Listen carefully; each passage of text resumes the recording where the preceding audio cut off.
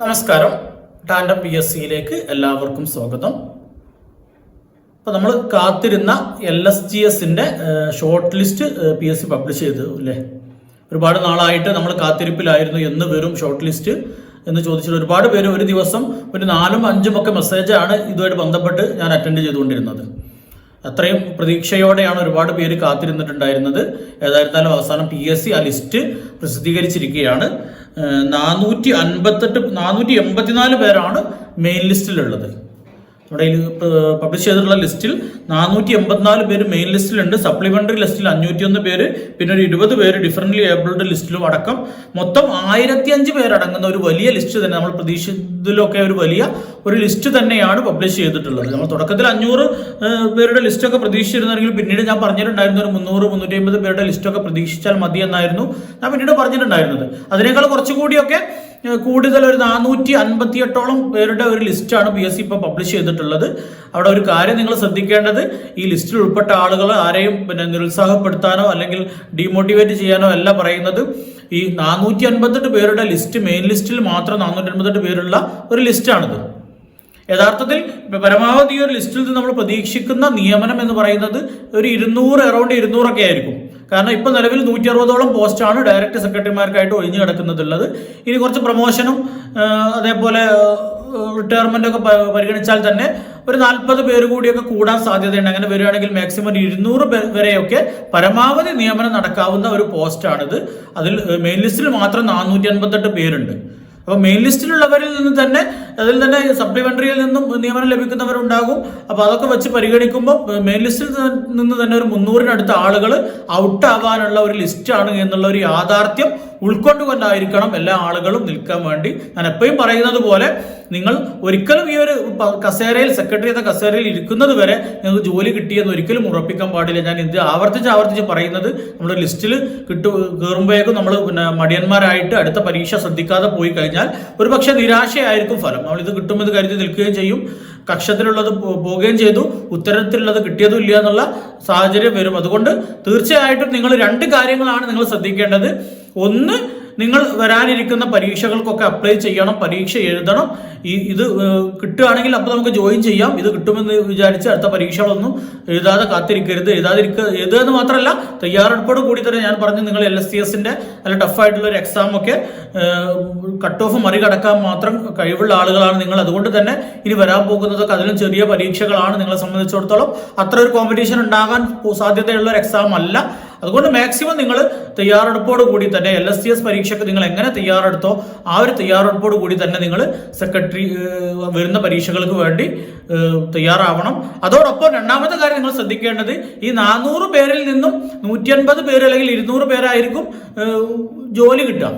അപ്പോൾ ഇന്റർവ്യൂ എന്ന് പറയുന്ന ഒരു കടമ്പ നമ്മുടെ മുമ്പിലുണ്ട്. 20 മാർക്കാണ് ഇന്റർവ്യൂവിനുള്ളത്. അപ്പോൾ നമ്മൾ മാർക്കിൽ നമ്മൾ മുമ്പിലാണെങ്കിൽ പോലും ഈ നമ്മുടെ പിറകിലുള്ള ആളുകൾ ഇന്റർവ്യൂവിൽ നമ്മുടെ മുമ്പിലേക്ക് കയറാനും സാധ്യതയുണ്ട്. അങ്ങനെ വരുമ്പോൾ നമുക്ക് പ്രതീക്ഷിച്ച് ഇരിക്കുന്ന റാങ്ക് ലിസ്റ്റിലെ സ്ഥാനമൊക്കെ താഴോട്ട് പോകാനൊക്കെ സാധ്യതയുണ്ട്. അപ്പോൾ വരുന്ന ഇതിന്റെ ഇന്റർവ്യൂവിനും ശ്രദ്ധയോട് കൂടി തന്നെ നിങ്ങൾ വല്ലാതെ ടെൻഷൻ അടിക്കൊന്നും വേണ്ട. അങ്ങനെ വലിയൊരു ടെൻഷൻ അടിക്കേണ്ട ഒരു സാഹചര്യമൊന്നുമല്ല. എന്നിരുന്നാൽ കൂടി ഇന്റർവ്യൂവിന് വേണ്ടി നിങ്ങൾ നല്ല ശ്രദ്ധയോടുകൂടി തയ്യാറെടുപ്പുകൾ നടത്തണം. എന്നാൽ മാത്രമേ നിങ്ങൾക്ക് വരാൻ പോകുന്ന LSCSന്റെ ലിസ്റ്റിൽ മുകളിലെത്താൻ വേണ്ടി പറ്റുകയുള്ളൂ. അപ്പോൾ ചിട്ടയായിട്ടുള്ള ഒരു തയ്യാറെടുപ്പ് ഈ ഇന്റർവ്യൂവിന് വേണ്ടി നിങ്ങൾ നടത്തേണ്ടതായിട്ടുണ്ട്. അതോടൊപ്പം ഞാൻ നേരത്തെ പറഞ്ഞതുപോലെ വരുന്ന പരീക്ഷകൾക്കൊക്കെ നിങ്ങൾ വേണ്ട രീതിയിൽ തയ്യാറെടുക്കണം. പിന്നെ ഒരുപാട് പേര് ഇന്നും മെസ്സേജ് അയക്കുന്നുണ്ട്, 99 മാർക്ക് പ്രതീക്ഷിച്ചിരുന്നു, പക്ഷേ പ്രിലിംസിൽ പോലും സപ്ലിമെന്ററി ലിസ്റ്റിൽ പോലും പേര് വന്നിട്ടില്ല, നമ്പർ വന്നിട്ടില്ല, എന്തുകൊണ്ടാണ് സംഭവിച്ചത് എന്നൊക്കെ ചോദിച്ചിട്ട്, ഒന്നുകിൽ നിങ്ങളുടെ നിങ്ങൾ കാൽക്കുലേഷനിൽ എന്തെങ്കിലും പിഴവ് പറ്റിയിട്ടുണ്ടാകാം, അല്ലെങ്കിൽ നിങ്ങൾ OMR ഷീറ്റിൽ മാർക്ക് ചെയ്തോടുത്ത് എന്തെങ്കിലും വ്യത്യാസം വന്നിട്ടുണ്ടാകും. അതല്ലാതെ PSCയുടെ ഭാഗത്തുനിന്ന് വന്ന ഒരു പിഴവാകാനുള്ള സാധ്യത കുറവാണ്. അത്തരം കേസുകൾ കുറവാണ് ഉണ്ടാവാറ്. എന്നാലും നമുക്ക് കുറച്ച് കഴിഞ്ഞാൽ നമ്മുടെ പ്രൊഫൈലിൽ മാർക്ക് വരും.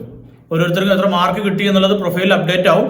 അപ്ഡേറ്റ് ആയതിനു ശേഷം നിങ്ങൾ പ്രതീക്ഷിച്ച മാർക്ക് കിട്ടാത്ത പേപ്പർ ഏതാണ് എന്ന് വെച്ചാൽ ആ പേപ്പർ റീവാലുവേഷന് കൊടുക്കുകയോ അല്ലെങ്കിൽ OMRന്റെ കോപ്പി ആവശ്യപ്പെടുകയോ ഒക്കെ ചെയ്യാം. റീവാലുവേഷന് ചെറിയ എമൗണ്ട് എങ്ങാനും ഉള്ളൂ, 50 രൂപയാണെന്നാണ് എൻ്റെ ഓർമ്മ. കോപ്പി എടുക്കാൻ ഒരു പേപ്പറിന് 350 രൂപയൊക്കെ വരുന്നുണ്ട്. അപ്പോൾ റിവാലുവേഷൻ കൊണ്ട് പ്രത്യേകിച്ച് കാര്യം ഉണ്ടാവാൻ സാധ്യതയില്ല. കോപ്പി എടുത്തു കഴിഞ്ഞാൽ എവിടെയാണ് പിഴവ് പറ്റിയത്, നമുക്കാണോ PSC ക്കാണോ എന്ന് പെട്ടെന്ന് മനസ്സിലാക്കാൻ വേണ്ടി പറ്റും. ആ രീതിയിലൊക്കെ അത്രയും ഉറപ്പുള്ള ആളുകളാണെങ്കിൽ ആ രീതിയിലൊക്കെ നീങ്ങാം. പിന്നെ ഒരുപാട് പേര് മെസ്സേജ് അയച്ച് ചോദിക്കുന്നുണ്ട് ഇന്റർവ്യൂയുടെ ബാച്ച് തുടങ്ങുക എന്നുള്ളത്. അപ്പോൾ ഇന്റർവ്യൂയുടെ ബാച്ച് തീർച്ചയായിട്ടും തുടങ്ങാം. ഒരുപാട് പേര് ആവശ്യപ്പെടുന്നുണ്ട്. നിങ്ങളുടെയൊക്കെ ആവശ്യം അയച്ചുകൊണ്ട് നല്ല തിരക്കിലാണ് ഞാനുള്ളത്. നിങ്ങൾക്കറിയാം സെക്രട്ടേറിയറ്റ് അസിസ്റ്റന്റിന്റെ കോഴ്സ് നടന്നുകൊണ്ടിരിക്കുകയാണ്. അപ്പോൾ ഞാൻ ഒരു കോഴ്സ് നടക്കുമ്പോൾ അതിന് സമാനമായിട്ടില്ലാത്ത കോഴ്സുകൾ സാധാരണയായിട്ട് ഏറ്റെടുക്കാറില്ല. പക്ഷേ ഇത് എൻ്റെ ഒരു ഇൻട്രസ്റ്റിംഗ് ആയിട്ടുള്ള ഒരു ഫീൽഡ് കൂടി ആയതുകൊണ്ട്, പ്രത്യേകിച്ച് ഞാൻ നേരിട്ട് 12 വർഷത്തോളം ജോലി ചെയ്തിട്ടുള്ള ഒരു ഡിപ്പാർട്ട്മെന്റുമായിട്ട് ബന്ധപ്പെട്ട ഒരു ഇന്റർവ്യൂ ആയതുകൊണ്ട് തന്നെ എനിക്ക് കഴിയുന്ന രീതിയിൽ നിങ്ങളെ സഹായിക്കാൻ ചെറിയൊരു ബാച്ച് ഞാൻ ഈ മാർച്ചും അതേപോലെ നോമ്പൊക്കെയാണ് ഇപ്പോൾ, അത് കഴിഞ്ഞതിന് ശേഷം നമുക്ക് സ്റ്റാർട്ട് ചെയ്യും. അതിന്റെ ഡീറ്റെയിൽസ് ഞാൻ പറയും. ഇതിന്റെ ഇന്റർവ്യൂ എന്ന് നടക്കും എന്നുള്ളത് PSC ഇതുവരെ പറഞ്ഞിട്ടില്ല. ഏപ്രിലിലുള്ള ഷെഡ്യൂൾ വന്നിട്ടുണ്ട്. ഏപ്രിൽ ഷെഡ്യൂളിൽ LSC ഇന്റർവ്യൂ ഇല്ല.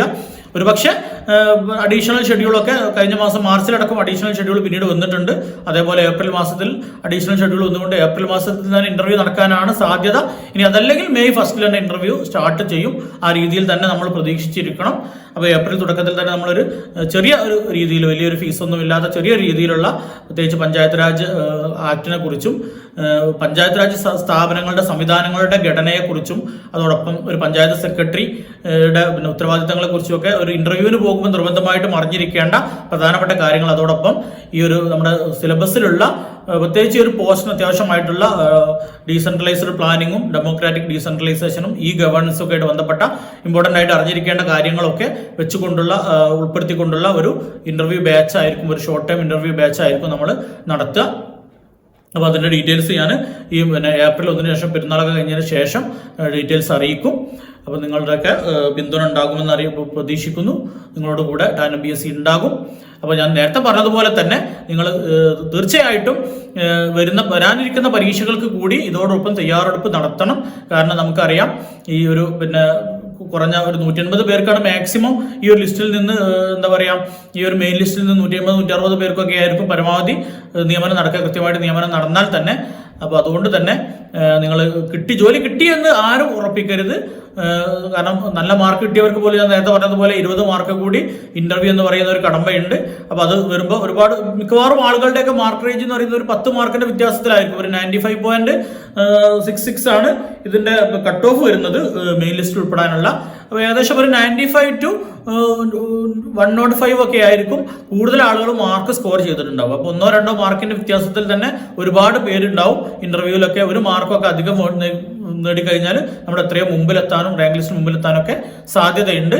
ആ യാഥാർത്ഥ്യങ്ങളൊക്കെ നിങ്ങൾ മനസ്സിലാക്കണം. ഞാൻ വീണ്ടും പറയുന്നത് നിങ്ങളെ ഡീമോട്ടിവേറ്റ് ചെയ്യാനുള്ള പറയുന്നതല്ല, മറിച്ച് നിങ്ങൾ ഒരിക്കലും ഇതിന്റെ പേരിൽ അലസരാവരുത്. കൃത്യമായിട്ട് ആനയും മുഴലും പന്തയം വെച്ചതുപോലെ ഞാൻ ഏതായാലും മുന്നിലെത്തി എന്നുള്ള ഒരു ആത്മവിശ്വാസം കൂടിയിട്ട് മുയലിനെ പോലെ കിടന്നുറങ്ങാതെ ആമയെപ്പോലെ നിങ്ങൾക്ക് കഴിയുന്ന രീതിയിൽ ഇഴഞ്ഞു നീങ്ങാൻ അല്ല, ഒരു മുയലിനെ പോലെ തന്നെ ഓടി മുന്നേറാൻ നിങ്ങൾക്ക് സാധിക്കും. അതിനുവേണ്ടി എല്ലാ പിന്തുണയും എല്ലാ ആശംസയും നേർന്നുകൊണ്ട് നല്ലൊരു വീഡിയോയുമായിട്ട് വീണ്ടും കാണാം.